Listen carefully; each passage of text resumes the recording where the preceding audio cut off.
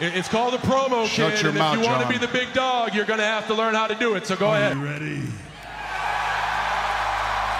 No! I said, are you ready? That was good. Glad you finally decided to pull that giant stick out of your butt and have some fun for once in your life. You're uneducated marks! You sit there on your phones tweeting out your opinions like they're worth a damn. Let me explain something to you people. You don't know shit! And I'd like to think that maybe this company will be better after Vince McMahon's death. Hello, and welcome to the All Out Fallout 2, a crazy pay-per-view special we are about to get into. As you can see, Dylan, not here. He is out sick today, and we wish him a speedy recovery, but filling in for him will be the rehired CARDBLADE, Jay White. He is here in the studio. And later on in this show, our guy and Wrestle Squad member, Jeffrey Overtime Ortiz, he will join us to talk about the actual All Out pay-per-view itself, and it was insane. But before then, we have a new belt to unveil, we have announcements to make, we have some matches to play through. So welcome again to the All Out Fallout 2, and welcome to Wrestling in the Middle. It's going to be a really fun episode, so please buckle up, strap in, get together, call your friends. We're about to unveil the Wrestling in the Middle Women's Global title, our Women's Mid-Card title, and this will unlock, finally, after a year, us starting the Wrestling in the Middle universe. So I'm really excited to get that started. Major announcement, you heard it here first. It will get started later this month. I believe 3rd week of September, the first episode of the Wrestling in the Middle universe will come to the public, and I am really excited. But before we get to that, we got to unveil the title now. So let's go ahead and take a look at it. Cut this camera off. Say bye, CARDBLADE. Guns up. Let's go ahead and cut this camera off so we can look at this title. I'm excited. I've had the knowledge of what this title looked like for months. This is the first time I'm getting to show it off, so needless to say, I'm very excited. Go ahead and pull that baby up. And let's hit play. Alright, so we're scrolling. As you can see, somewhat similar design in the plate as the men's global title, but way different in the design as far as the shape of the plate and the strap. We went with the heart design, and I'm kind of really about it. I think my favorite thing about this right now is I have a consistency of making the women's titles look better than the men's titles, and so for that, I applaud myself. One more look at this beautiful belt. Later on in this episode, we will be crowning the first women's global champion. Cannot wait to get to that, but actually you kind of have to, because first we're going to watch a tag team title match, and while we do that, we're going to show some of the tweets and the 0 hour tweets and go over some of the 0 hour stuff and kind of ease into this All Out Fallout 2. So like I said, strap in. I'm about to pull this tag team match up. And once I do that, we're all in. We're all in, and then we're all out. We're all in, we're all out. 3, 2, 1, all out. As you can see here, triple threat tag team match. We got DIY versus Bait and Dunn versus Better Than You Baby, the current champions. Are you excited? Are you excited? I'm excited. CARDBLADE's excited. I'm going to turn the camera on one more time. CARDBLADE wants to show everybody how excited he is. He said, guns up. And there we are. Me and him. Like I said, later in this episode, we're going to have Jeffrey Overtime Ortiz popping in. And I'm really excited about that. He has become a huge asset to this show, and we thank him. Now, another asset we have here, we got Tyler Bate. Let me go ahead and start pulling some of these notes up, because some of these tweets I sent out go before the pre-show even went. This tweet I sent out Wednesday on Dynamite. Brian Danielson said, Kyle O'Reilly would have been a great addition to the BCC. Taz said, it's never too late, right? Brian's silence. Are we about to see BCC Fallout at All Out? Just leave that there for now. Martin Nitram of Four Sides of the Ring said, Mox already out, it feels, and I made a joke. I said him and Marino about to get Lance Archer on and start the Death Rider Murder Hot Club. That'd be a funny one. Another response we got here, Danielson also ignored Excalibur when he brought up Mox. Just little seeds that I believe could be planted for All Out. A poll I took in the AEW broadcast channel on Instagram, they wanted to know what match people were looking forward to the most, and I voted in Okada versus Bitches because of this bill right here when Okada said that the other 3 members in the match were bitches. Now, before I jump into 0 Hour, I'm going to cut the camera off again and you can say bye to CARDBLADE again. I want to acknowledge how dope Pete Dunne looks with the IWGP UK Championship.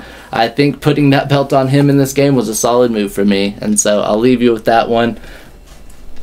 Now, 0 Hour of this All Out pay-per-view.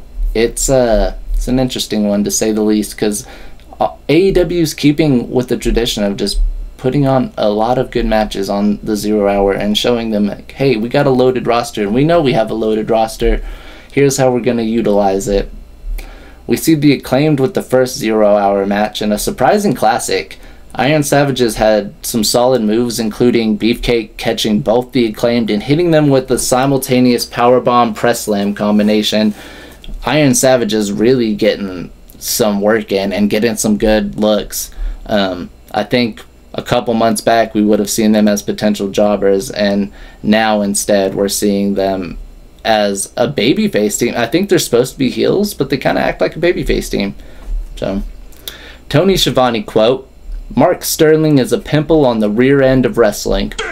I just want to keep that quote forever. Mark Sterling also eats a crossroads as the team of Dustin, Sammy, and Hologram beat the Premier Athletes in the second 0 Hour match. The Bang Bang Gang beat the Dark Order. Love that.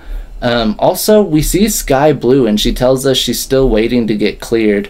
Mariah May comes to interrupt this, and they hit each other with less than subtle insults, not including not limited to, but including calling somebody a so I'm gonna just leave that one there. Mariah May kicks the crutch and then starts to attack Sky, but Queen Aminata comes to the rescue. We love Queen Aminata. And so I don't know what context or story needs to be told out of this other than we love Queen Aminata. Undisputed Kingdom win the trios triple threat and win some money. I don't fully understand the whole concept of the purse or what was going on there. I think I missed an episode of something, but good for them. I was rooting for them. It was a really good 0 Hour, as they always are. I just wish we would have one more 0 Hour like that one. I can't remember which pay-per-view it was, but there was one 0 Hour where, to prove a point, we just ran 5 or 6 matches back to back to back, and basically the 0 Hour was a whole show within itself. It was like having Rampage for 0 Hour. Yeah. Good times, good times. We need to run that back sometime. So while our last entrance gets made here, while Adam Cole comes out and does his booms and whatnots, this is time to finally make an announcement. And this announcement, been waiting a long time to make. So this week we are also announcing something I've been waiting over a month to officially announce, and that is that Wrestling in the Middle has now signed an agreement to be an Amazon affiliate. All of our merch, wrestling items, memorabilia, and even suggested products to buy can be found directly on the Wrestling in the Middle Amazon storefront. Just click the link in the description of this episode and you'll be able to find all our products for sale in one convenient location. Also, feel free to listen to the Wrestling in the Middle show free on Amazon through Audible. One more time, you just go in the description of this episode, go down there, click the link, Amazon/shop/Basili.bb. We appreciate you. Right now, still building it, still under maintenance. There's not a lot up there right now, but it is a work in progress every single day. CARDBLADE says he's excited for it. Adam Cole looks excited for it. I'm excited for this tag match, but please, shop with us today. Amazon storefront. Here we go. Ring the bell. Match has proceeded and we're getting into some action. Been waiting to make that announcement for a long time though. Oh, also did I fail to mention that this was Hell in a Cell. It's been 2 weeks since I actually played this match, spoiler alert, so I forget what matches are what. Regardless, we have some all over the place action going on. And that's just about how All Out will feel. Reminder one last time, if you just skipped over the first 10 minutes of the episode and are tuning in to this point, Jeffrey Overtime Ortiz, our boy Wrestle Squad member and Wrestling in the Middle member. I mean, it's Jeff, bro. It's just Jeff. And he's pulling up, talking about All Out. I couldn't do it all by myself. CARDBLADE offers little to no help, but he's doing his best. And I mean, I think he's doing a good job today, honestly. Ooh, hell of a German suplex there. I like all of the teams in this match, so I have to be unbiased, because sure, there might be teams I like more than the other, but as it stands right now, I can't root for anybody. Also, as much as I miss Adam Cole and MJF together, as much as I want it back, it does feel weird seeing them defend these tag titles. Hey, it is what it is. Needless to say, that pay-per-view cannot get off of my mind. Oh, thrown into the cell. If you think this Hell in a Cell is brutal, this is light work compared to what we're going to get into. This is absolute light work compared to what we're going to get into. Ooh. Turn him around. Punch him in the face. Kick him in the head. Adam Cole getting jumped by Tommaso Ciampa and Pete Dunne. Working together, a little unholy alliance. Didn't see these two members of two different teams working together, but whoever wants to secure the title, secure the title. Do what you got to do. Okay. Thrown into a cell. That is hell. Thrown into a cell. That is hell. Tommaso Ciampa really just getting the beat down on MJF. A lot of action going on in the ring, but MJF and Tommaso Ciampa taking it to each other outside the ring. Uppercut. Who does he think he is? Claudio Castagnoli? He thinks he's Claudio Castagnoli or something? No. So. Oh, I pulled my notes up. I got Tommaso hidden. He's climbing the cell. MJF and Tommaso Ciampa both climbing the cell. I mean, you had to expect this was going to end up there at some point, some way, somehow. And here it is. Good for us. We miss Dylan, that's for sure. We miss Dylan, that's for sure. He's no Gorilla Monsoon, but he'll do. It's one of my favorite things I ever told him. Oh my goodness. What in the cell is going on? What the cell is going on here? I'm stupid excited after all this is all out. Yes, pun very much intended. Let's turn the camera back on for a minute. I want y'all to see my beautiful face and Jay White's beautiful face and talk about how after all this is all out, we're gonna get to the Wrestling in the Middle universe. And like, it might not sound like a big deal because I'm sure a lot of people have, you know, their universe mode and this and that and etc. We've been trying to build this for a year and we finally have something real, something substance, something that we can put out that makes sense. And what in the heavens is going on up there? A fight going on up top the cell, while meanwhile in the ring Tommaso Ciampa looks to be securing this victory. We got a pin 1. Okay, nothing there. MJF kicking out at 1, that's pretty impressive. And Pete Dunne got something to say about this. And all this action can be found in the Wrestling in the Middle universe. We have our own arena, we got a schedule, we got our pay-per-views, Mondays and Thursdays. The way we worked it out is the same way we release episodes Monday and Thursday, or try to anyway. that's how we want the Wrestling in the Middle universe to be scheduled out now. Episodes for Wrestling in the Middle universe will be released on Wednesdays. That will be the designated day for that, but I am beyond excited to get it started.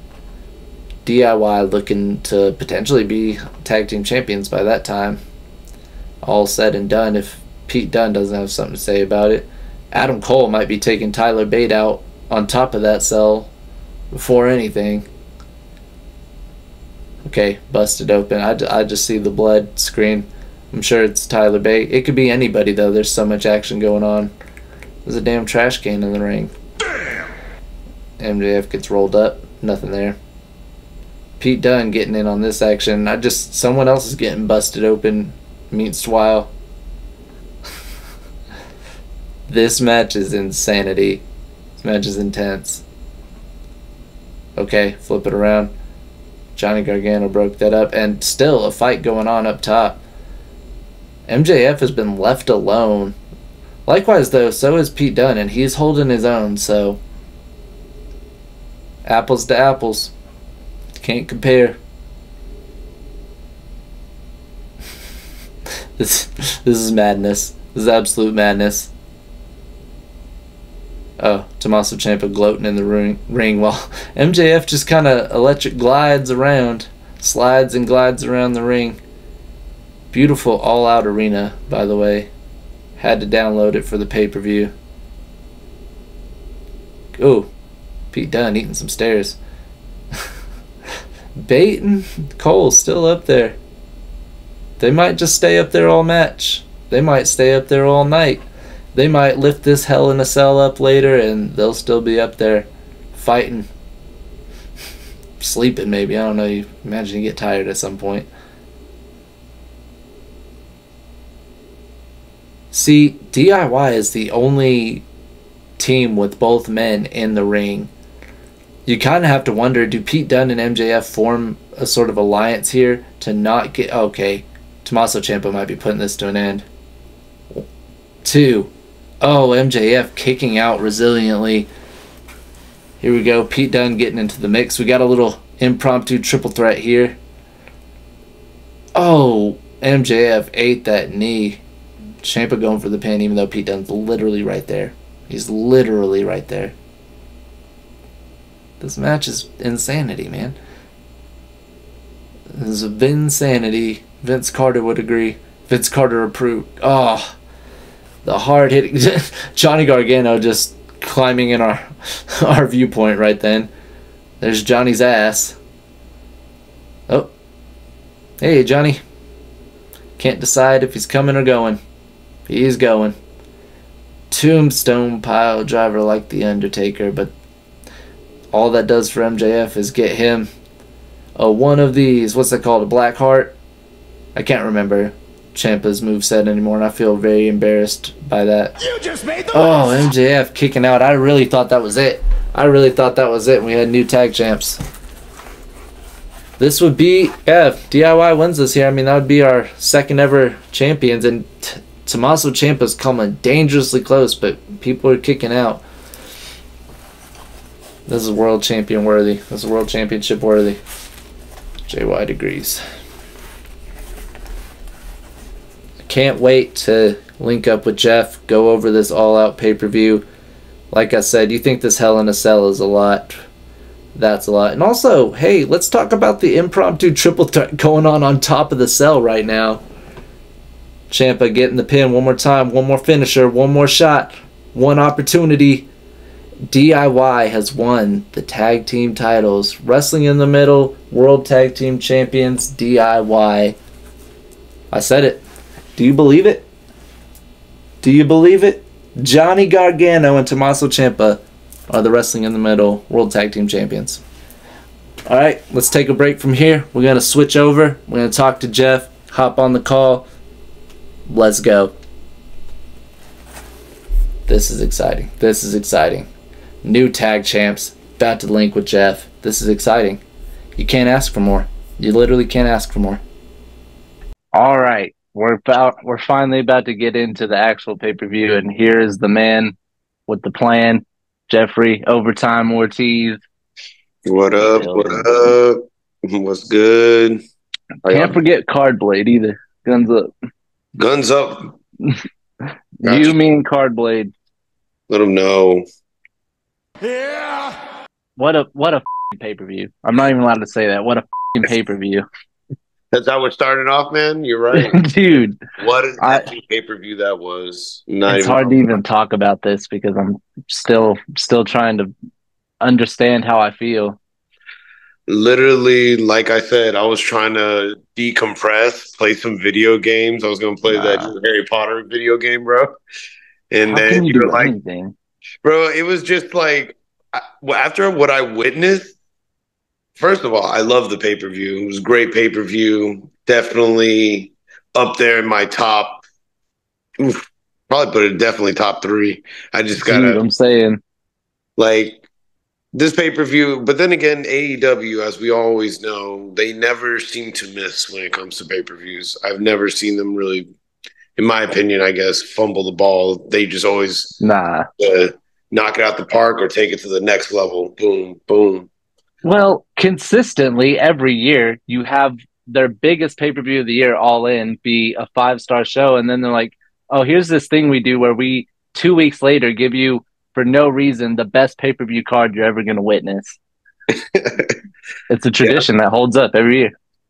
That's true. There's truth to that, I think. I think Tony Khan doesn't sleep for the 2 weeks after All In and just goes bananas. Bro, and then on top of this, bro, he's like literally, as we know, NFL starts next week. So it's like, man, this guy is just always on the go.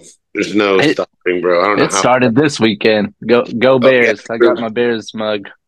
Oh, we already know we them boys over here, bro. That's gonna get you a lot of flack on the comments, bro. Cheers to a good Bears season. This is our year, like every Cowboy fan says every year. This is our year.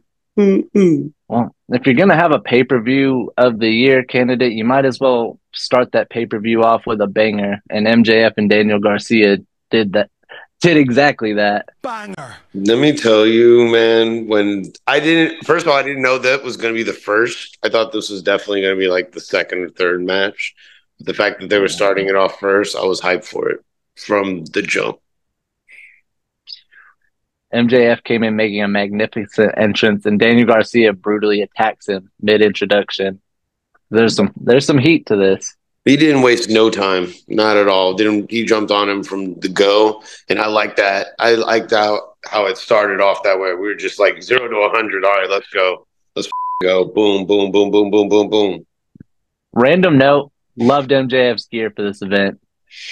Random note. You were digging the brown and I think the green.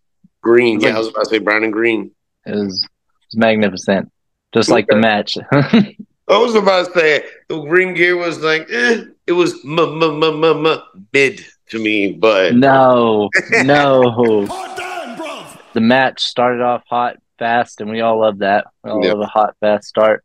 Exciting, technical, both I personally love. Daniel Garcia hits the sort of like Three Amigos type series of neck breakers, which is super cool.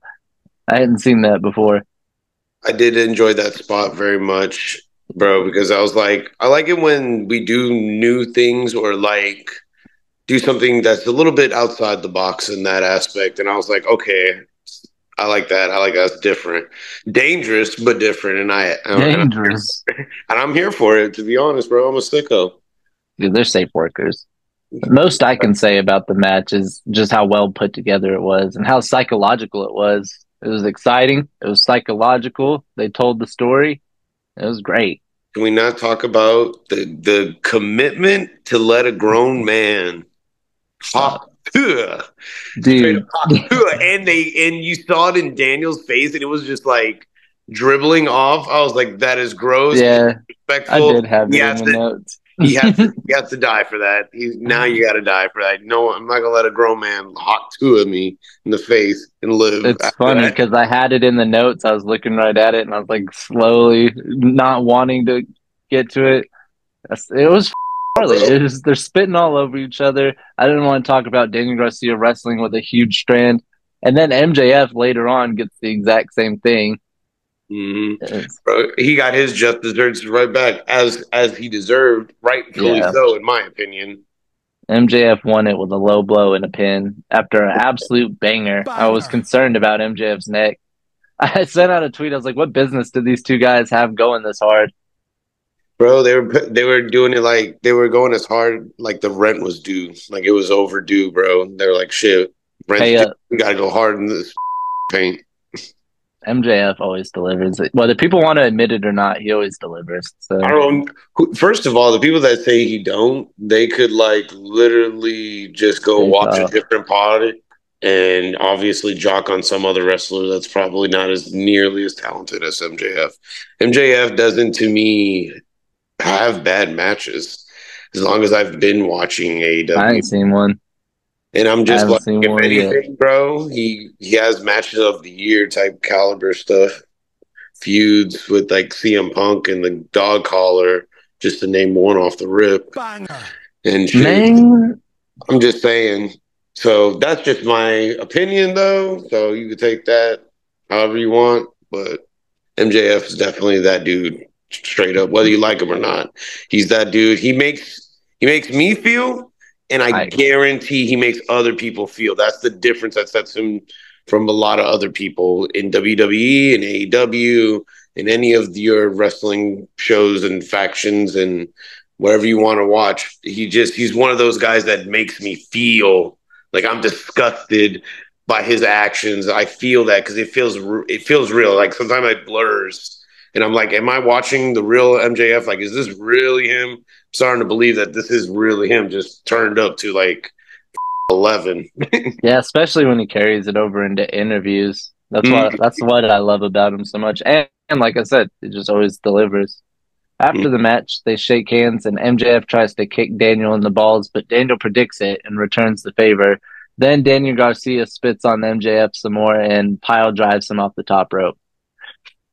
Bro, I popped so hard for that just because like I said, it was well deserved, and I was upset about the match. I really thought Daniel should have won this match. I thought it would have been good for him. It would have been all right. But I think we're going a different direction. I think it's going to be a longer story and definitely going to be a rematch for sure. It would have been all right for him to go over on this one, but he kisses MJF's head, and he leaves the exact same way he came, through the crowd aggressively. Hey, as the people's champ, you should do that. All right, now we're going to talk about your boys, your EVPs, the tag team champions. Hell yeah, let's talk about the Bucks. We followed up that barn burner. We followed up the absolute barn burner of that opener with the tag team title match. BCC against the EVPs. There's some three-letter acronyms for you. Slower paced match after witnessing such a barn burner opener, but the match is all right. I see a lot of even play and switches and control of the match. I like that when a match has a good teeter-totter feel. Oh, yeah. I enjoyed the spots in this one, too, and I enjoyed that. I felt, as a Young Buck fan, I enjoyed the new, fresh opponent. I was like, I've never seen Claudia and Yuta actually go against the Young Bucks so far. I wanted that. I wanted it so bad. I enjoy that personally with my favorite wrestlers, especially the Young Bucks, though, when they haven't, let's say, danced with these partners, but they're going to put on a damn show, bro. They put on a good show, in my opinion. It's like they could wrestle FTR again, but I've seen that a bunch of times. Exactly. I was telling that to my roommate, bro. I said it should have been like FTR, but I was like, bro, we've seen that, though. We've seen that dance already. I was like, I wanted something new. I need something fresh. I was like, plus, we need to rebuild. Well, Wrestle the Righteous. Some people say the tag division is lacking. That's just for some people to say. I think we're just still building on more and more. I say they're low T losers, not watching the Iron Savages, is what they are. They're not watching the Righteous? That's what I'm saying. That's what I had just said. I was like, why don't they face the Righteous? Bro, and if we're not going to talk about my boys, the Outrunners, bro, I'm telling you, future tag team They're really over. Heard it here first on the podcast. Your boy put in stocks. I swear to I swear to God, bro. I A put lot him of people over are. in Arlington in Collision. I swear to God, I belted my voice against them in FTR. I belted that voice to get them across. But anyways, let's go back to the pay per I view. was there. My bad. Yeah, I Let mean Pat- it was a great match, but the Bucks pick up the win in a less than exciting finish, which we didn't expect the Bucks to drop the titles here, so not too big of a deal. Mhm. What I want to talk about, everybody's talking about, international title match. Oh, bro, this delivered. This over delivered, actually, in my opinion, overly delivered. Matter of fact, That's hilarious. I'm looking at X right now just to see what's going on with the people, and as you just mentioned this, I'm watching that sick reversal with our boy the Buster Pac, and then when Will Ospreay just also reverses his stuff and turns it into the style clash, bro, it was sick. But anyways, Gonna say hilarious you say that because no, I do put that in there that it over delivers. And Pac, to remind you, is the first All Atlantic champion, the OG version of the international title. facts. So I had said going into this, even with the cage match looming, this had the potential to steal the show. This was going to be a match that would steal the show, but it was interesting to see how that happened. Ospreay comes out to a raucous crowd. That it was ovacious. Crowd gives both guys a great reaction before the match even starts. Crowns up. Because this match has so much potential to steal the show, just has difficulty standing against the potential of Swerve and Hangman's match. And I feel like a lot of people felt like that. Like no matter what any match did, that big main event, that cage match was just gonna be it. So regardless, I expected this match to deliver and it did. And whether or not it steals the show, we can not yet say, but I can say it delivered absolutely. Ospreay and Pac both are phenomenal performers, and they put together a special one for this match. And they needed it to live up to the hype. They needed that. Bro, I never got to witness their infamous first time where it ended in a draw. So I got to definitely rewatch that because I'm pretty sure there's some spots in storytelling that I probably wasn't unaware of for maybe hardcore fans that definitely know about their before time, back in the UK. So with this one, when I watched this originally, I was thinking that myself, I was like, they're definitely going to steal the show. There's like no way. I've never seen. What we're watching is two masters at work right now. Moments I got up off this damn couch right behind me and going like, how did he do that? What? And me and all the homies are just really geeking out just to the fact that it's like a reversal. Yeah. Oh, we reversed that. Oh, we reversed that. Oh, no. Only like you're watching two masters go at work, and it definitely made you couldn't leave. You couldn't get your eyes off the TV for a second because it was so quick. You'll miss out some crazy spot. Banger. Yeah, it was insanity. And that's what I love about that aspect is whenever you have a match that you've set the bar this high for, and when you do that, you kind of screw yourself a little bit. But then it, like you said, over delivers, and now you're sitting here like, damn, my expectation was 5 stars and it's a 6-star. That's how I felt when I saw Danielson and Ospreay live, and I'll always have that flex. Like I feel like I brag about that too much, but I get to because I lived it. Hey, bro, you were I think it's even more different and special when you're in the crowd witnessing these moments. Dude, like, I felt the vibration. I felt the electricity in the air. The crowd, the roaring crowd. So that's all right. That's a good flex to have on people, I would say. Random, but that's how I felt that energy the most. Well, not the most, but one of the biggest times I felt that energy was when we got Andretti over as a crowd. When we as a crowd in the Colwell Center got Action Andretti over, man, that energy was... That was crazy. I was never going to guess that was ever going to happen, but of course, in the great state of Texas. Let's go, Jobber. Doom. We see Ricochet watching during this match early on, but that's just early on. Continue forward, and this match just gave us pure excitement. Hard-hitting, fast-paced, back-and-forth drama. You can't ask for more. You literally can't ask for more. I'm telling you, it makes me want to watch their first match. The fact that they went this hard this match, but I'm like, damn, yeah, they had to have a winner. It couldn't be a draw. But definitely, I don't see this being the last of it. Ospreay takes some gnarly neck bumps, and 2 of which come on the edge of the ring, and it scares us all. He just keeps trucking along, though. Bro, The match turns up from there. he kept on going. They kept on raising the bar higher and higher every time with each new spot and each new bump, bro. The ones on the ring, the ring post around the side, Yeah. that was, I think everyone gasped at my house when we were watching this. We're like, oh, my wife literally thought, like, is he hurt? Is he okay? I was all like, I don't know. I think this boy's on adrenaline or something, because that would have got any normal person. Any normal person would have been like, "Yep, I'm out. Lights out." That man, like you said, was a warrior. Though he kept on trucking, finished that match, and it just kept on going, and it just got more crazier and crazier as the match went on. On that exact same note, insanity happens, and Pat kicks out of 2 hidden blades, and we all popped. Oh, I did not see that shit coming. I was like, "What?" What? 10 out of 10 on that one, because my boy Pac was letting him know he ain't no chump. This wasn't going to be an easy match. You're gonna work for every bit of this. And we knew that. As fans, we knew that. Bro, that was crazy. I definitely was very entertained by this match. It, like I said, over-delivered in my eyes.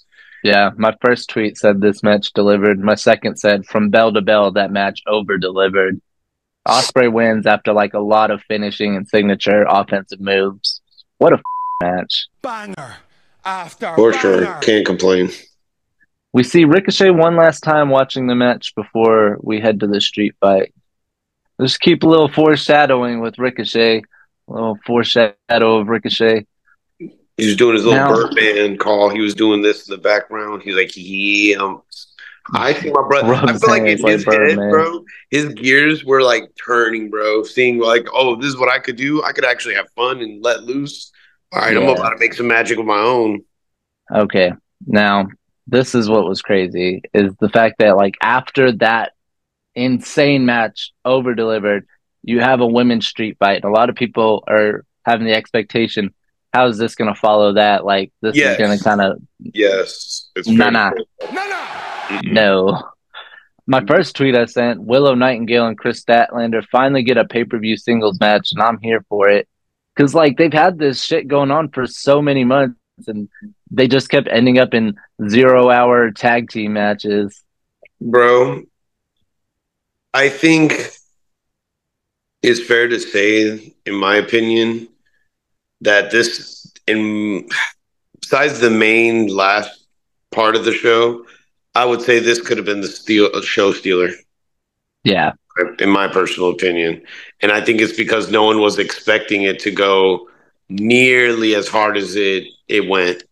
It was like, I knew they were going to go at it, but they made it like, I wanted women's wrestling chants, but they got This Is Awesome chants. They got a lot of shit for it. It got crazy and loud, and I just saw 2 storytelling best friends, and then it just kills it at the end. There was a moment where I swear to God, they looked at each other, and Stat had like the sad eyes, like the last innocence of that friendship. I saw it. Like, I'm gonna put the nail in the coffin of you. Like, I remember seeing that. I was like, damn, this is really good. It's sad because I loved them when they were together, but what they just created, definitely masterpiece. And I feel like it's going to stay with me as long as I live. Like, I'll remember that match for sure. Banger. Let's run through how it all played out. Chris came out and Stokely puts a RIP New Jack chair by ringside. That was intriguing to most of us. Willow comes out looking ready for a street fight with a Smile Anyway shirt that she's wearing in metal font. I thought that was sick. I sent out a tweet because the New Jack thing came up. I sent out a tweet. I said, even the commentary team said, we don't want to talk about New Jack. They kind of like dodged around that a little bit. Despite that, and going aside to the match, hard hitter early on and only stayed that way. table spots. Willow even sent Statlander through the barricade. Like, she sent her. Bro. She D1 tackle, sent her flying. Hit her with the hit stick, bro. Just went. Oh my boom. gosh, she hit Sticker. Glass tubes and all kinds of hardcore shit. I know that shit hurt. I know that shit had to hurt. Man, I always say it when I was a kid watching backyard wrestling on YouTube. That was the only time I would see like glass tubes and shit come into play. Now it's like in the WWE video game, and it's crazy seeing how mainstream the glass tube became. I thought that was some hardcore shit I only saw people do like at home. Bro, I would think, like, especially from a backyard wrestling, I never got to really see it as much, and I never came across it as frequently as other people did. But when I did, and I used to saw that, I thought that was like the craziest thing ever. And then they're over here using toasters and dropping bodies on on the weirdest objects. But the glass tubes is like shit. I don't even know what it feels like, but it just seems like every time someone gets hit, someone's always busted. How could they not be? I think exactly. They take the fight all around the arena and through tables galore. Inevitably, they end up back in the ring as they have to, and we get chains and thumbtacks. Chris Statlander actually does the splits on the tacks, and just ow. Ow. Bro, that spot was crazy. And I looked at my wife, and my wife was just like, oh, get it out of there. Get it out of there. Get it out of there. Bust out the whiteboard. Exactly, man. Just get it out of there. Let's see. We're going to draw what happened on the whiteboard here. I've been wanting to bust this out. So here's all the little tags. Here's all the little tags. She said, that was awful. How do you do the splits on the tags? I love your drawing. It's great. I know. It's on the fly. That's a Picasso level drawing, dog. So, man, you should see how CARDBLADE does the drawings. They're very stiff. We get, of all things, if you could believe it, a dog collar added to this match, but they put it on their arms instead. And in a tough loss, we see Willow fall to the tombstone and taps to the Saturday Night with the chain wrapped around her face, which anyone would there. Like, no shame. Mm-hmm. There's certain moments where it's no shame. I think in this, I don't know who you had, honestly, to win this match. Was putting my money on Stat. And I think I was the only one in my household because everyone's a Willow fan, and I am a Willow fan. I just thought, like, for sure Stat was going to win this. It seemed like that's where it feels like we're going, and they're going to strap rockets on her. 10 points for Gryffindor. I didn't see it. I was pulling for Willow all the way. Saw it. I will say this. I love Chris Statlander's theme song, and I wish they would play it a little louder. We see Ricochet and Will Ospreay get into a verbal altercation backstage amidst a Renee Paquette interview. Bro, that was just two buddies talking shit. That's how I talk to shit to my buddies, too. Anyone that's good, I was like, oh, I heard you were talking shit, fool. What's up, man? What's up? I'm right here. I'm in your face. And that man just said, yo, stop chilling on those paychecks. Get with Tony Khan. Get some wins under your belt. And then you come challenge me for that. Oh, I'm going to see you, man. Some dubs. He said he told Will, get better. He just kept on saying, get better. Get better. But he was hyped, though, just like two homies would in a high caliber competition of a sport that they're in. Should have just gave him a quick Spanish fly. Just let him know. Backflip. Let him know. Exactly. Let him know real quick. Here we go. Continental title time. Okada versus the bitches, but they turned out not to be bitches at all. No.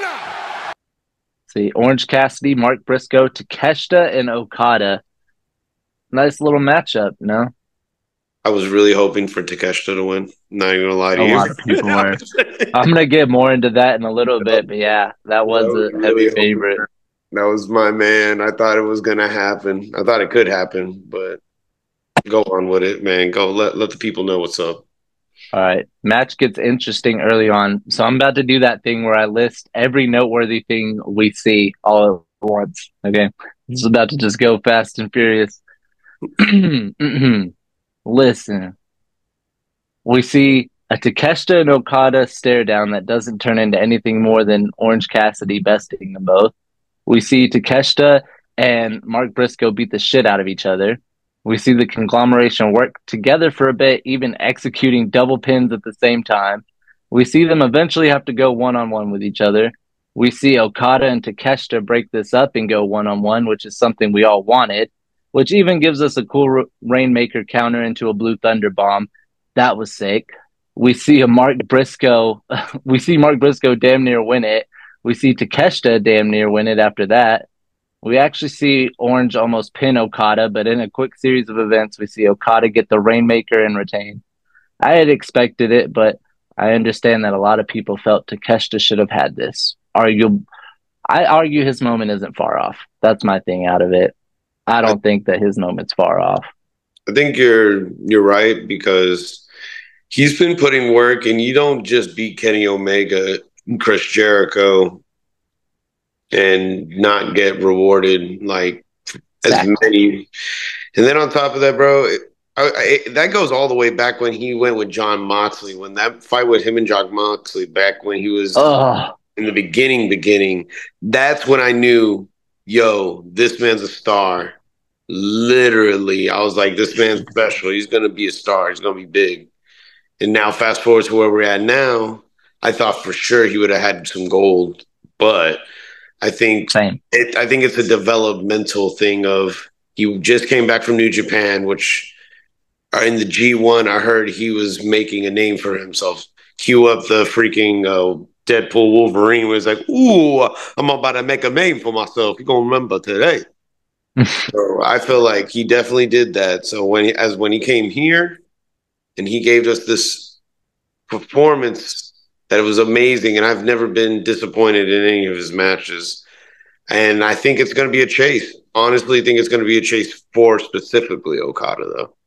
Yeah, hear this out. This is something that Air Gold said on Twitter. Takeshita versus Okada, Continental Classic Final, Wrestle Dynasty, Tokyo Dome. Book it. So I'm for that. I didn't even think the longest delay. I'm for that. I love that idea. Continental Classic Final, like he wins the tournament, goes to Wrestle Dynasty in Japan at Tokyo Dome, beats Okada straight up one-on-one. That's Takeshita's moment. Okay. I love it. I'll let you keep your tricks.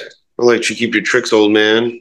What if, okay, now I'm about to really cook, and I know I can't spend too long on this because it's not all out related, but what if Takeshita wins or beats Zack Sabre Jr. for the IWGP Heavyweight Championship? Once he wins it, because he's about to win it, after he wins it, Wrestle Kingdom, Takeshita beats Zack Sabre Jr., and then the next day wins the Continental Classic Championship.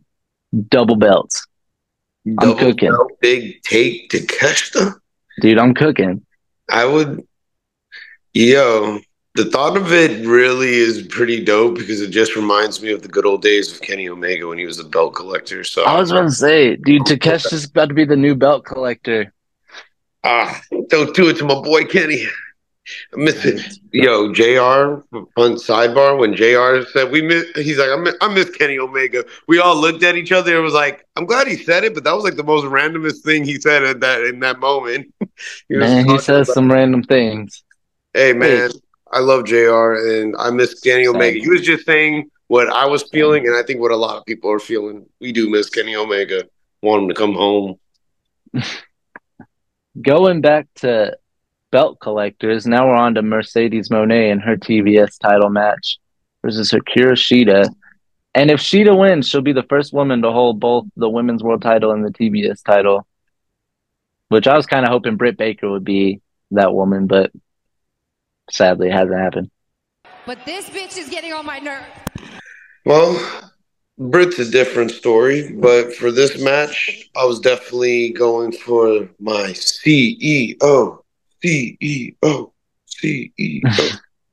I was all in on Sheeta, but I kind of had a hunch on predictions. Camille banned from Wingside for this match, so that proved to be interesting going in. But this bitch is Kind getting of have on to my see nerves. Mercedes Moné wrestle on her own, which 1v1. It was that 1v1 meet. 1v1. Match is pretty smooth early on and turns into a hard hitting one the longer it went. That's a good thing. You want the match to get better as it goes. Yeah. And here's something really interesting. In this match, similar to the way we saw that 3 Amigo neckbreaker by Daniel Garcia, we see Sheeta do a 3 Amigo Falcon Arrow sequence. Something I hadn't seen either. Hey, I'm for it. New stuff. Like I said, we're hitting we're breaking out the box. We're like, what else? A lot of heat. A lot of love for Latino heat. That was a mouthful. A lot of love for Latino heat. Viva la raza. Sheeta and Mercedes get into a squabble over the kendo stick, but it never gets used. And as close as Sheeta comes, Mercedes hits one moneymaker and got the win. It's reasonable, but I'm still on this thing where Mercedes has like a one-winged angel status finisher. Like her finishers has to be a one and done. It's still real to I'm just saying. That's I'm watching. Hey, I'm for it. If they make it happen, if it happens. But that match, I thoroughly enjoyed that Mercedes Moné and Karushita match. And the fact that, is it me? But that when Sheeta hit her finisher, was that me or is it kind of look a little stiff, didn't it? Like she caught it. She kind of caught it, like for real. I think she caught that one like in the face for real. Like, boom. I was like, that looks stiff. That looked like she really caught that finisher fit. Like she really busted her face with that one. She took it though. She took it. So I got this belt on my shoulder for a reason. It's world title time. Oh, we live in a world where Bryan Danielson is our world champion, and that means I'm excited. I literally think about that like 5 times a day, every day. I just stop and go like, oh yeah, Bryan Danielson's the world champion. Yeah, that's my champ. It's my champ. Here's a tweet I sent. That's champ. This is a picture of Bryan Danielson from ROH. Double belted up. That's champ. That's champ right there. You give it a little kiss every time you leave the door before you go out in the world. Jack Perry came making a grand entrance on behalf of the fact that he's Chicago's anti-hero in his head. Oh yeah, my boy Jack Perry. The scapegoat. Bryan Danielson just makes an entrance that gets flooded with a screaming ovation, rightfully so. Of course. Waves upon waves upon waves. That's champ. You know he owns that, right? Apparently he owns that Yes chant now. Interesting. Yeah. I didn't know it was a thing of like one owns the word yes and one doesn't. I think from the WWE standpoint, yes. I think it was. You can just have this word back. I'll double check it for you. Crowd was way into the match and behind Danielson early on. Match starts out slow, deep.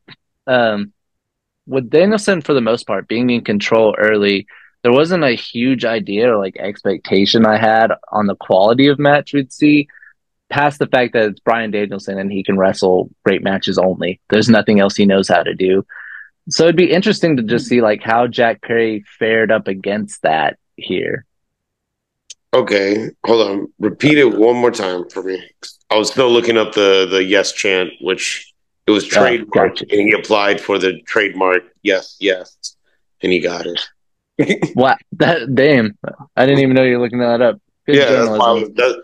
That's why I was like, because I did say that out like I don't know the facts, but I was like, let me double check. I don't want to be like people on your chat are going to be like, he's a phony. It's still phony. Okay, so repeat it one more time. I'm sorry. What I was covering on there, those like past the fact that it's Bryan Danielson and he can only wrestle great matches. I didn't really have any sort of like expectation for this. I was just interested to see how Jack Perry fared up against that. The fact that he's wrestling Bryan Danielson, somebody who's like the top tier. Because that really means that Jack Perry has to be on that level now, or at least be in that conversation of he can wrestle those main event matches. Hell yeah, bro. And I was all for that one. I think Brian Danielson, he, you know how people say they have their best work with Shawn Michaels? I think Yes. it could be also said, but that with Brian Danielson, with some superstars, you could say, wow, he had like one of his best matches. Who would you recommend? Oh, I would recommend the Jack Perry versus Brian Danielson All Out 2024. Definitely had one of his best matches. That definitely made Daniel, I think, put him over in a lot with the fighting, letting him tell a great story. And I think there was no, I don't think it, like I said, I never really seen a lot of Danielson growing up, so I'm fairly new to him. But from what I've seen so far, he hasn't had a bad match. From what I've seen, from my little slice of a sample of his body of work. I'm over here just like geeking in my seat 'cause I'm like, dude, I've been watching him since 2008. I've been watching him since I was watching wrestling. Like, that's my guy. That's my guy. That's your day one, huh? It's your day one. It goes in Jack Perry's best matches for sure. And the reason why I set my belt down is because I'm about to get really in depth on this note I wrote, because I think I noticed something tonight that's pretty obvious if you following Jack Perry right now. And I think that is Jack Perry is good, but it has the potential to be so much greater.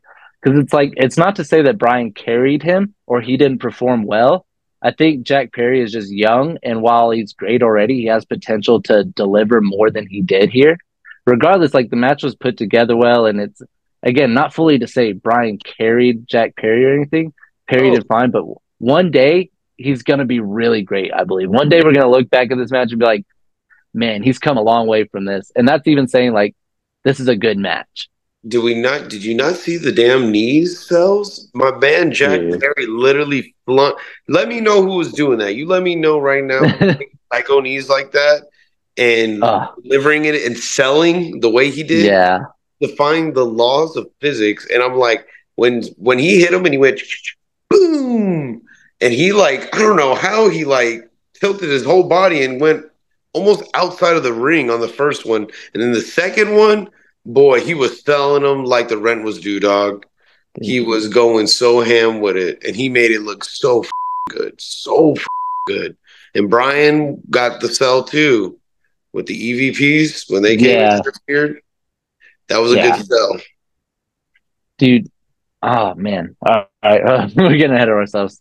I'm just saying though, Jack Perry and Darby Allin both, they need to be world champions somewhere soon down the line, because, like, they're there. Crowd chanted, "You deserve it," when Jack Perry took a hard bump on the floor outside. I just found that a little funny. I was like, damn, why y'all going hard on my man right now? He's delivering. But yeah, go on. Going back to the note on Jack Perry's ability to maintain in this match, I do want to add that on a psychological level, Jack Perry always delivers in these matches. On a psychological level, he brings it all the way. Yeah. All right, let's run through this. Did he not? Okay, go ahead. I'll go on another damn long tangent, but go on. That's what this is. This is the rundown of what you were just talking about. Bryce Remsburg gets nailed in this match, and during that time, Brian calls to kick his head in, but gets intercepted by the Bucks. They give him the TK driver, scared me, go for the EVP trigger, but Claudio and Wheeler finally come to the aid. Bryce Remsburg finally gets up, but Jack Perry takes the chance to give it everything he has, and then he starts mocking Brian by kicking his head in and doing the yes taunt with his middle fingers up instead. Danielson hits him with the psycho knee, but he can't go get the pin. They get into a striking exchange, gets Brian fired up, because you don't strike Brian and expect him to not just get fired up. Brian hits him with a second knee and pins Jack Perry, but to many surprise, Perry kicks out. And that shocked the out of me. So Brian says, kick his head in. He does many times. Brian hits a third knee and gets the win. Another story they try to tell is about the way Jack Perry poses openly, like smiling as he takes that final knee, and how this makes him defiant. Like, they're really pushing that word defiant right now. I feel like he's like, I'm going to be the sacrifice. Be the sacrifice. The sacrificial lamb. I get it. Get, bro. Sacrificial First of goat. all, there's two things I wanted you to touch on. Let me see if I remember the first one. The first one was on the taunting part. I remember telling Mike, I peeked over and touched him. I was like, what if he does a GTS? Like, wouldn't that be something crazy, dog? Like if he did this, if he was just even just taunting it, I would have popped so hard for that one. But I liked it because I remember he did say GTS, and then I remember. No. They probably would have came after him for just doing the taunt. They were like, "We'll sue you somehow for defamation." But he teased it before last time he was in Chicago. Yeah, I remember. I'm just stupid excited on this one. This is a noteworthy thing of the night. Then Luchasaurus comes out and attacks Brian, and we briefly get a Jurassic Express reunion. Bruh. The little stare down, I was like, what's going on here? Bro, let me tell you, Dark Jurassic Express, both being heels, that is something I want to see, bro. Reunited just in the evil, dark way. Yes. We cast I was for it. The way they looked at each other, I was like, damn it, what are we doing? I'm loving this shit. What are y'all trying to tell me right now?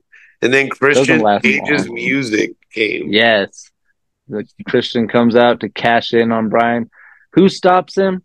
Jon Moxley, Claudio, Wheeler, and Pac. The new BCC? Question mark?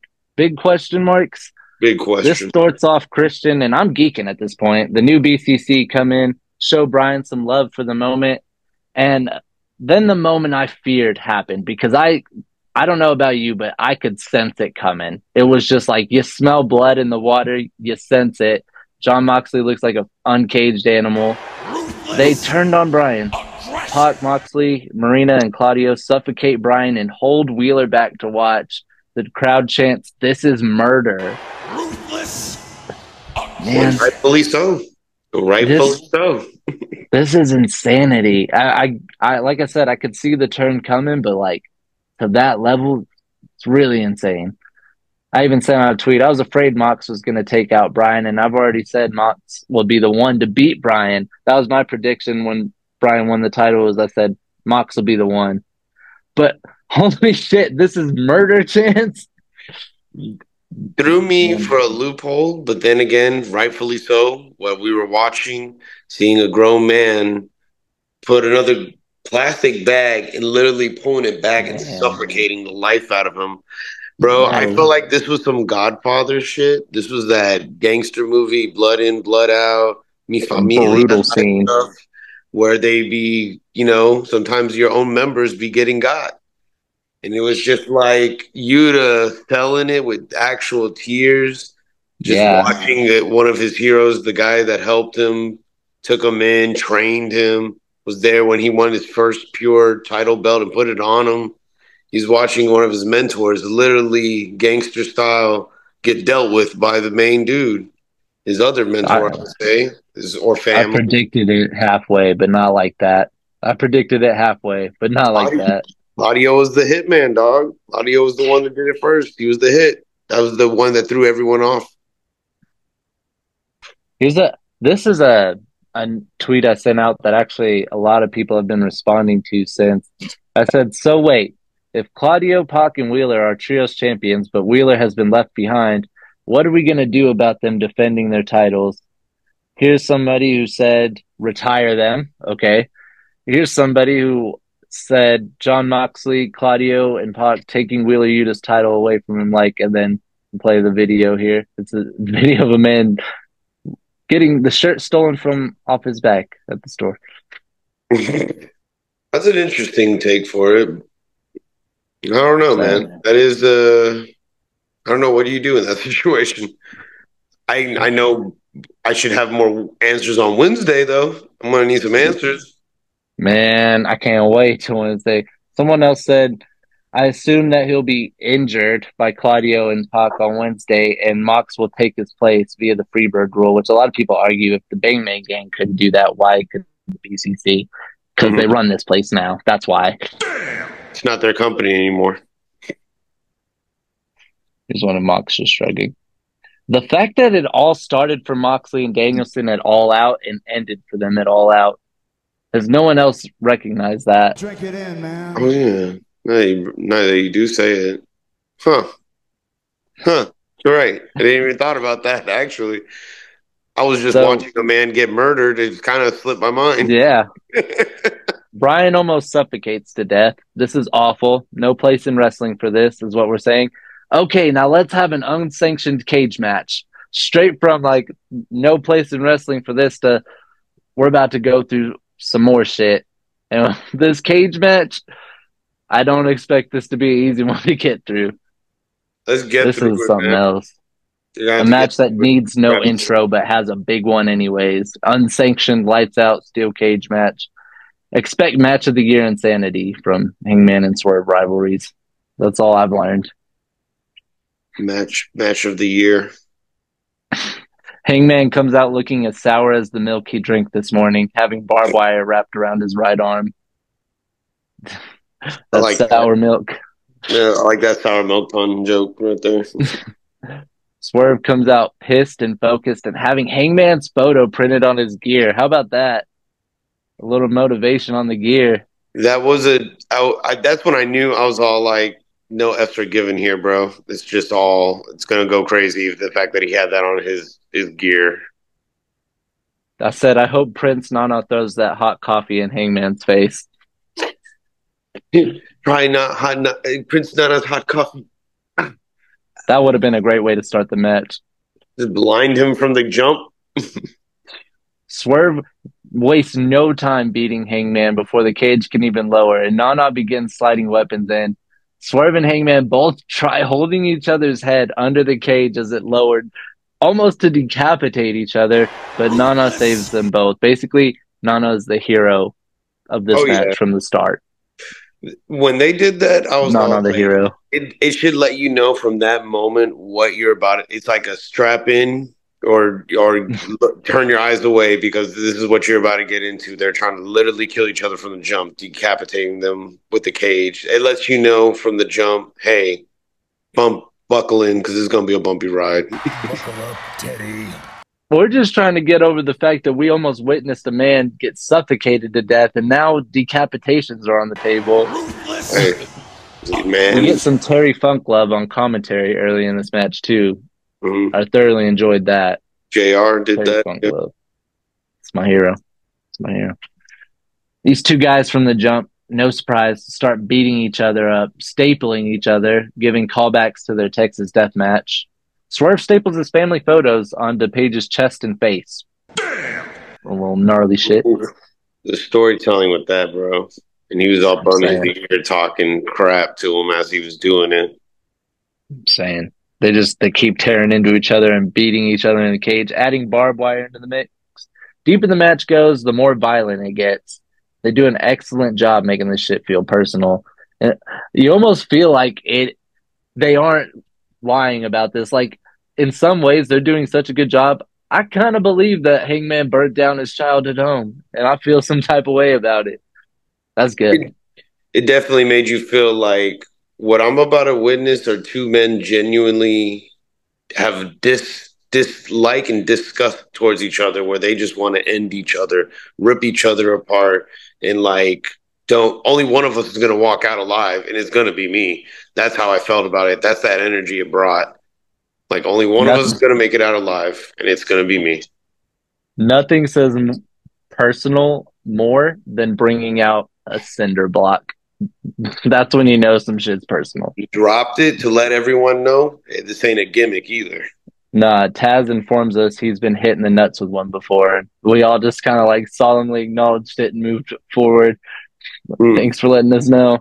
Appreciate it. Then Hangman gets dropped on the cinder block and it scrapes his back real bad. Instant. Yep. He had an instant mark. Swerve sets up the table. Crowd chants, "We want fire." Sickos. Ruthless. Bro, I was like, is this not more? Is this not enough for you? I was like, no, we want fire, they said. I love flaming tables myself, though. Sickos, man. Swerve hits a swerve stomp through the table, and Hangman kicks out of that. Of course he does. I feel like that would finish anybody else off. Bro, the Hangman, fact that he kicked out of it, it was like, holy shit, bro. For a normal wrestling match to a normal wrestler, that would have been done. You would have been done skis. But these are two men that are champions, former champions. So they're going to give you beyond over 9,000, going beyond fourth gear in anime terms. They were going all out, and it showed. Roll credits. They weren't. It wasn't going to be that easy. I'm going to hit you with signatures and finishers, but they kicked out many times, and I was like, holy shit, man, it's crazy as He said they're going all out. Roll credits. Hangman pulls out a burnt piece of wood from Swerve's house, pun intended, and they both begin trying to stab each other with it. I'm not making this shit up. Swerve pulls this feed off, stabbing Hangman in the head. After this, he cries a little. Can't blame him. Just stabbed a man. Hangman takes advantage of that and low blows him, then power bombs him onto the cinder block directly. Me and Nana both cried here ourselves. Swerve kicks out after that, and I'm concerned about his spine. I don't know how he had the will to kick out. Again, I think these men just hate each other that bad. But this bitch is getting Swerve stomps and house calls, not putting away Hangman. Swerve tries to go to the top of the cage, but Hangman stops him and power bombs him off the top rope. Crowd begins chanting cowboy shit and getting like somewhat behind Hangman in the match. Like they're literally just at the point where we'll root for who's ever on offense at this point in time. Bro, the fact that it took when he did that spot, and I was thinking, we were all like, I was screaming at I was like, you don't have to do this. I'm already good. I'm entertained. I paid my money for the pay-per-view. We're good. Y'all are doing fine. We don't have to do it. I thought they were going to do an Adam Copeland type spot. I was like, bro, don't get too close to the sun and burn like he did, bro. Got too close to the sun. Dude, they continue fighting. Swerve gets to a point he can't even stand up. Hangman then takes out Swerve's grill. From that point, he injects him with a hypodermic needle, and we all cringe. Maybe not us all, but I certainly as hell did. It's still real to me. My wife and some of the guys who literally did this, they're like, oh, yeah. Like this. I was like, oh my god. I can literally see that shit in my head still. It just keeps replaying in my head. The fact that he pierced through. Shit. Hangman gives the hardest chair shot to the head we have ever seen or heard. So hard that the chair breaks through and they call the match. I sent out a tweet. I'm not even sure how to digest that finish. I understand it was brutal, and I understand that it's a very taboo subject sometimes about taking chair shots. Headshots. And then the fact that it was a gimmick chair, you could clearly see that it was a gimmick chair. And when he hit him with it, I'm even looking at a video right now of it. You could see that the bottom part where you would put your butt on the chair, it literally flips the other way. So this is his head. When it literally went like boom. So it was mainly, it was perfectly hit, is what I guess I'm trying to say, where it wasn't doing damage. The pop and the look of it made it probably feel that way, but because it was a gimmick chair, just know I would think it was safe. It wasn't like a real chair. He just for the fences, of course. Just wanted that to be thrown out there because I know, pretty sure there's going to be a lot of people that are upset with that. Yeah.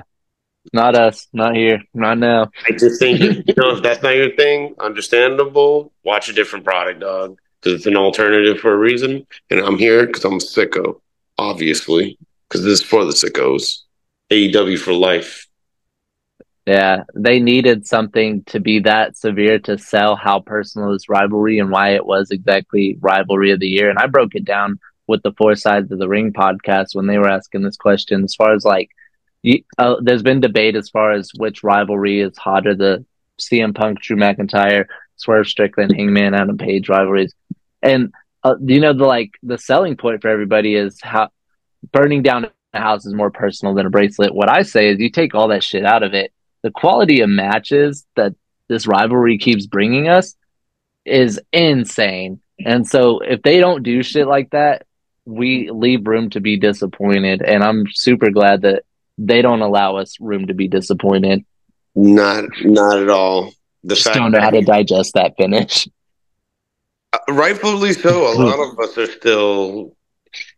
still processing it. That's why I told you even before this podcast, bro. I was like, I need to play like a video game real quick. I'm glad I got my money's worth. And I, once again, like I said, pay-per-view did deliver, knocked it out the park. The ending was definitely memorable of an oh my God moment. And like, I can't believe I witnessed what I witnessed, but I'm thankful because now in history books, I can tell people, do you remember that day? You remember that pay-per-view? Where were you? I was at the couch with the homies and we all literally, it got quiet. It literally got quiet because we were like, holy shit. But it was so memorable that it's burned into my memory. So good now. And I keep seeing it over and over. But when does the match do that for you? Not that I would say for some people they have their matches like that they just remember. They're like, man, I will never forget, X, Y, and Z would enter this wrestler name versus this wrestler name. And for me, it's definitely Swerve, Hangman, Trilogy. And this is definitely that one. Man. All right, I'm about to give my final pay-per-view thoughts. Give your pay-per-view thoughts. Wrap this up. After such an intense series of events in the last hour of the show, it's hard to properly gauge the final thoughts and rating because I'm still in what the did I just witness mode. But despite that, I'm going to give it my best shot. I think as an overall pay-per-view, it was amazing. So many great matches that either delivered or over-delivered. Some slower, less exciting spot at times, but they were few and far between. For that reason, I can't give it 5 stars, but I do give it 4.5 solidly and put it in my all-time favorite pay-per-view list. Feel questionable about some of the finishes of those last matches, though. I feel weird. I just feel weird. Final thought, I feel weird. Understandable. I think that's fair to say. I think that's a fair assessment and judge. I asked my boy Dylan what he thought. Since he's out sick, I wanted to ask him what his final thoughts were.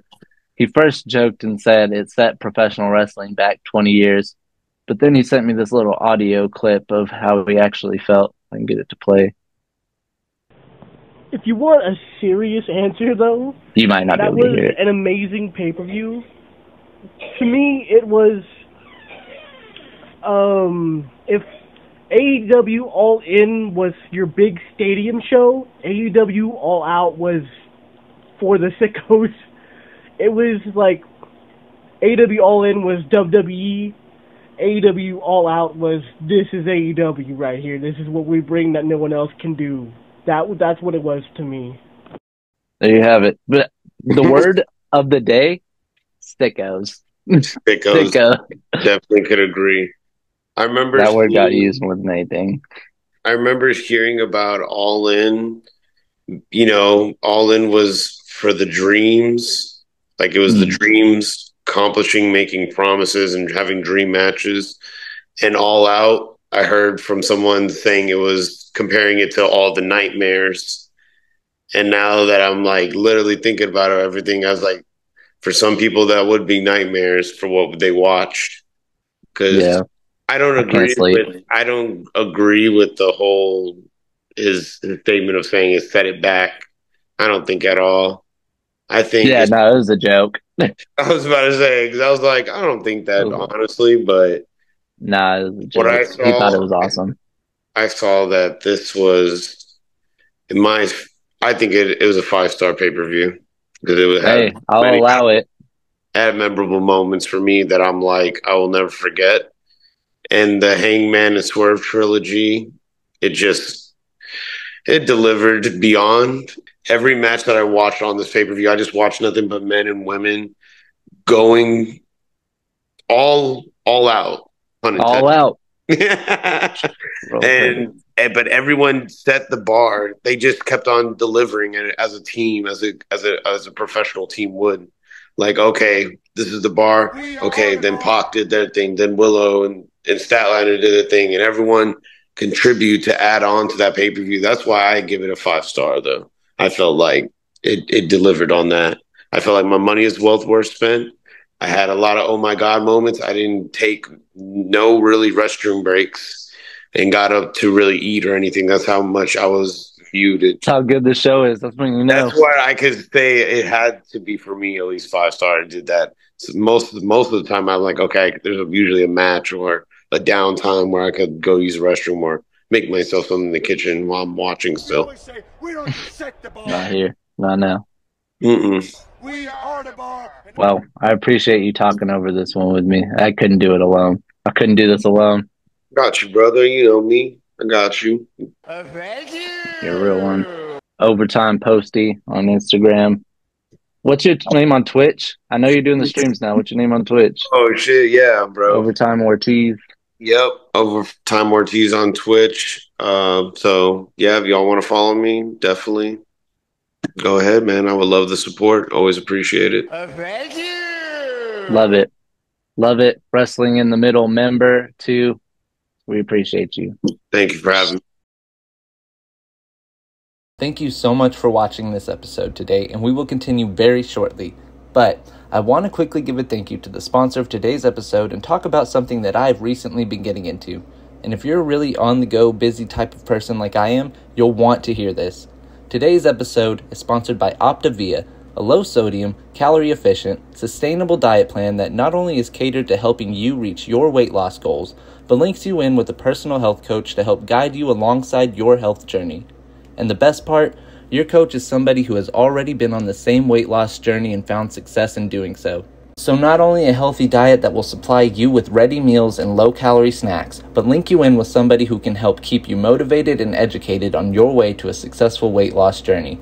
I myself have been doing the diet, and I am really happy with the results so far, guys. I get a lot of these turkey meatball meals. The beef stew is my go-to lunch. A lot of times when I'm getting ready for the day, you will see me drinking on these Optavia shakes that I love.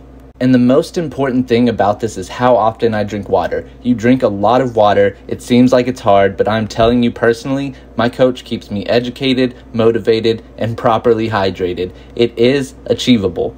If you would like to get in contact with our show's personal coach and get started on your Optavia health journey, contact our email listed below in the description with the word Optavia. That's OPTAVIA.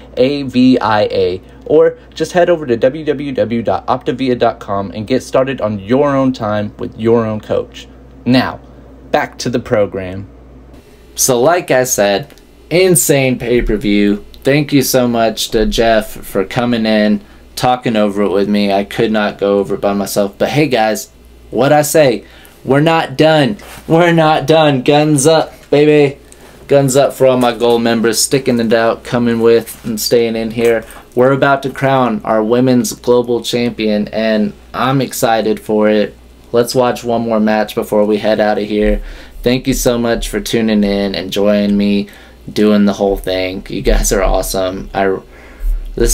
Doing this gig has been a dream that I didn't even know would come true, and now we're about to crown the women's global champion so we can officially start the Wrestling in the Middle universe.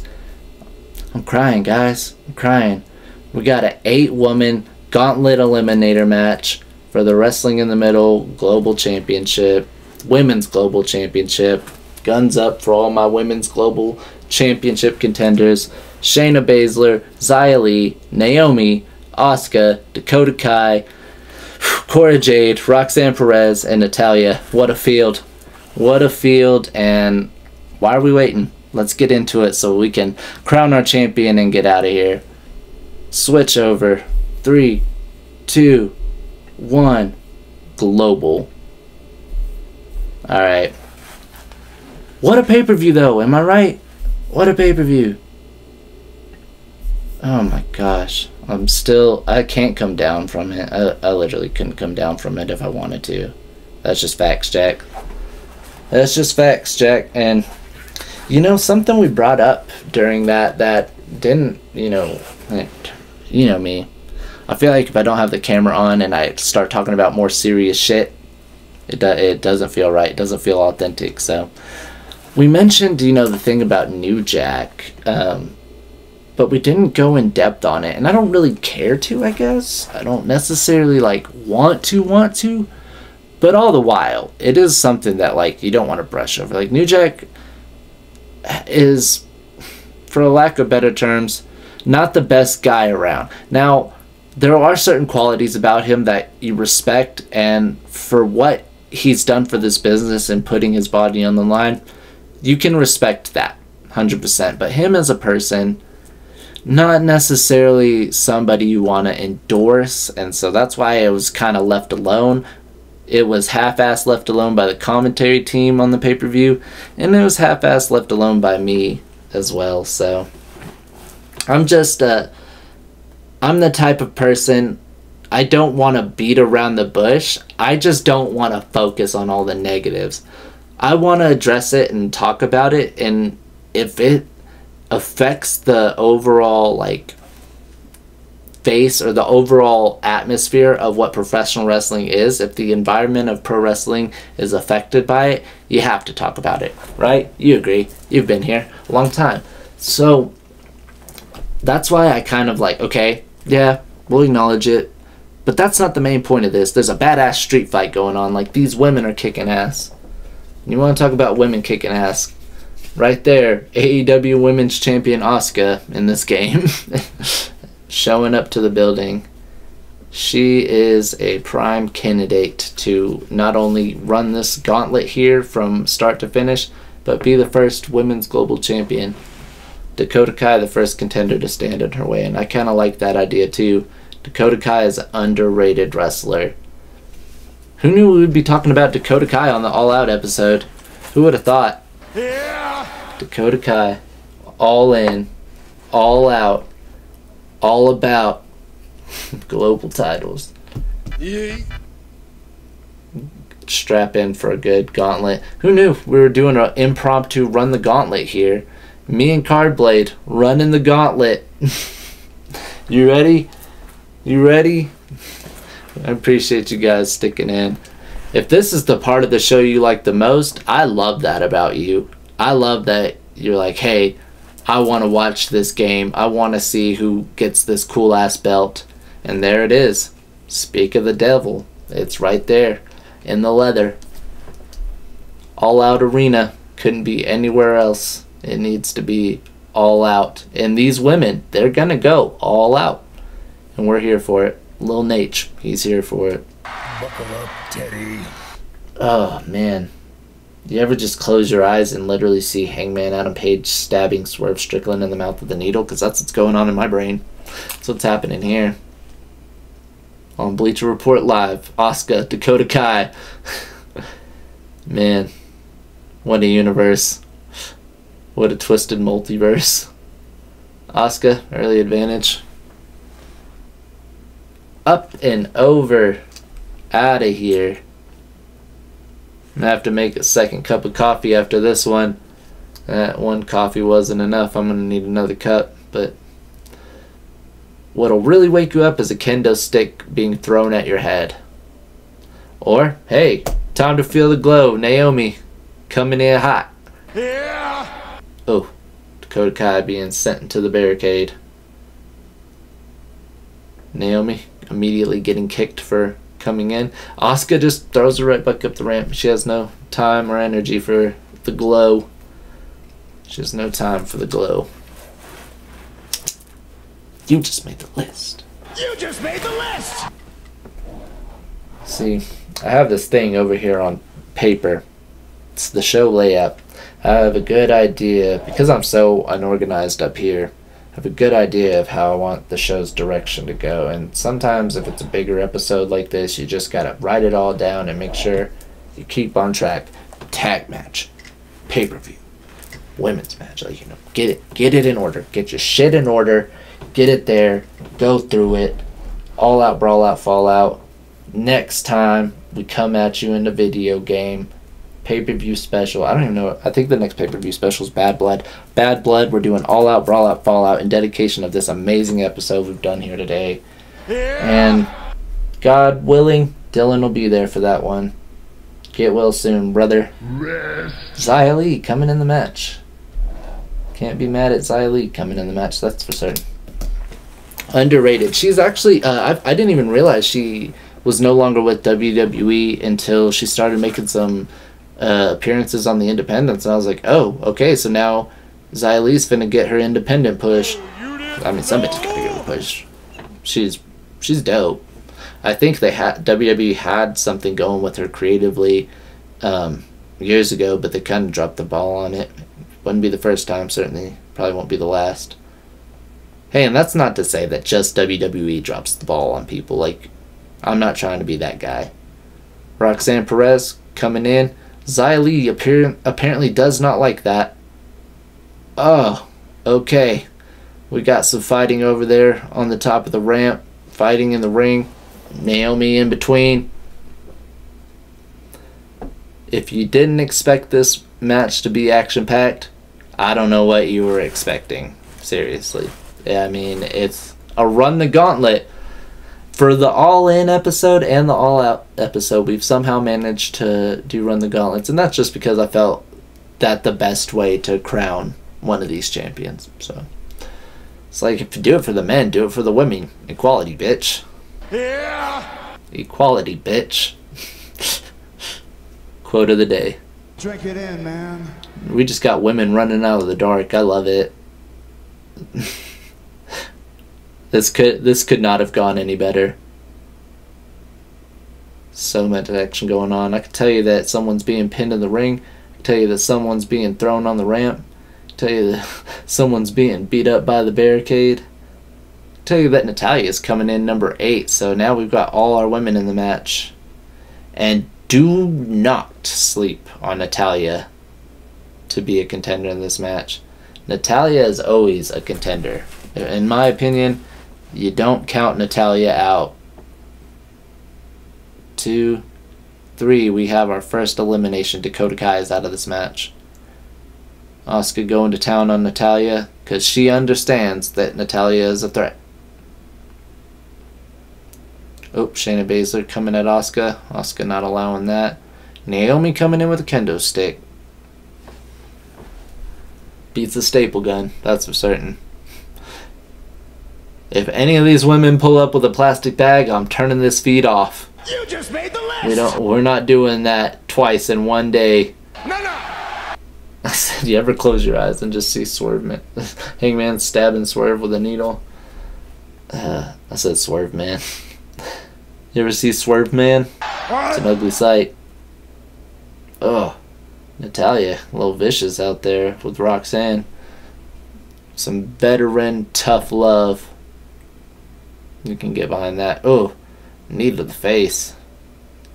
Kicks to the gut from Asuka to Shayna. So much damn action, you just gotta wipe your hands of it. I feel you, Natalya. Okay. Asuka.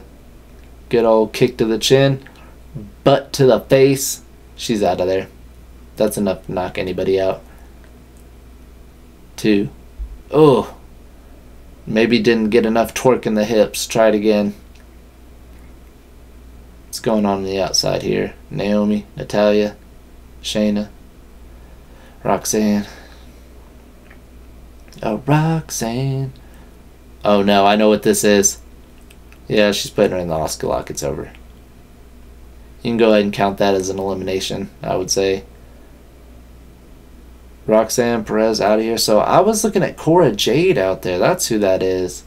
Getting Roxanne and Cora a little mixed up. My apologies. Cora Jade's still in this match, whereas Roxanne Perez is not. She's not in this match still, unfortunately. Natalya being rolled into the ring. She's the only woman there currently. Oh, well, that changed fast. Naomi, glow kicks. You got glow sticks, I got glow kicks. Got kendo sticks. Was that a kendo stick or a glass tube? I think it was a kendo stick. It just shattered. Like my dreams. So. Shout out to Dustin Rhodes and Shattered Dreams Productions. If you're feeling gold, Dusty. Natalya, get your money. Sweep the leg. Okay, Asuka still in this, running the gauntlet as far as it's concerned, but Naomi probably about to change that, it looks. Oh, rolling out, smart. Oh, Look at that bridge. She should have held that bridge and pinned her like that. Maybe she couldn't. Who am I to judge? Naomi going off in this match. Naomi is a likely contender as well. Former women's champion. I mean, not a... Oh, almost eliminated. Not a Wrestling in the Middle women's world champion yet. Hey, one day it could happen. You never know. But she is a WWE women's champion. So, little sunset flip. Oh, into the submission. Beautiful transition. Make the submission magician tap out. She did not. She's going to throw it into Asuka next. Maybe she gets Asuka to tap. Asuka said, nah. Xia Li rolled in the ring by Natalya. We're getting closer to crowning a winner here. Cora Jade out of this match. Ain't seen her in here. Xia Li getting put into the Asuka lock. Natalya smartly rolling out. Wisely rolling out. I'm getting better at this commentating thing, I swear. Yeah. Now this guy over here, he ain't getting too good at it, but he's better in the ring. Just wait for him to get back in the ring. You'll make it there soon, bud. He's a good guy. He can wrestle. He can wrestle real well. Banger after banger. Down to the final four here. We got Asuka, Naomi, Shayna, and Natalya. All easy contenders to be the first women's global champion. I wouldn't be mad at any of them. Asuka rolling out after getting kicked to the head. A little shaken up a little bit. Oh. Shayna and Natalya going for a double team, but Naomi putting the work in. They felt the glow. They felt the glow there. Don't forget, one last time. Oh, felt the chair. Shayna out of here. I was about to say, man, there's so much shit going on. Don't forget, before y'all get out of here, go down the description of this episode. Check out the Wrestling in the Middle Amazon storefront. Officially, Wrestling in the Middle and Amazon partnering together. And it's a beautiful, beautiful day. They're awesome. You guys are awesome for checking it all out and supporting us. Your support really means a lot because living this dream can't be done without the help of you guys. And that's why I hope to give back with the show. I hope to pay forward with the show. And I really want to get to a point where we start having some of you come and be more involved in this show, because fan interviews are just as important as wrestler interviews, in my opinion. We just got to get to that point. Together. Together. You guys can get an interview with CARDBLADE. Get a 5-minute interview with CARDBLADE. Meanwhile, we got weapons galore in the ring, or mostly just kendo sticks and chairs, but that chair is doing some damage. Doing some damn damage. Okay, Natalya and Naomi squaring up in the ring. Asuka wisely just keeping it outside, keeping it slow. She's been in this since the start of the match, so it's not the worst idea. She's also getting a chair. Doesn't help to have a little bit of help with you. Natalya trying to make Naomi tap out to the sharpshooter here. Does it work? It does not. Asuka taking advantage and hitting Natalya with the chair. No mercy. Throwing the chair at Natalya. Pinning Naomi after that sharpshooter. 1, 2, 3. Naomi's out of here. We got it down to the last 2 women. Who's going to be the first woman Wrestling in the Middle women's global champion? Will it be Asuka with a chair?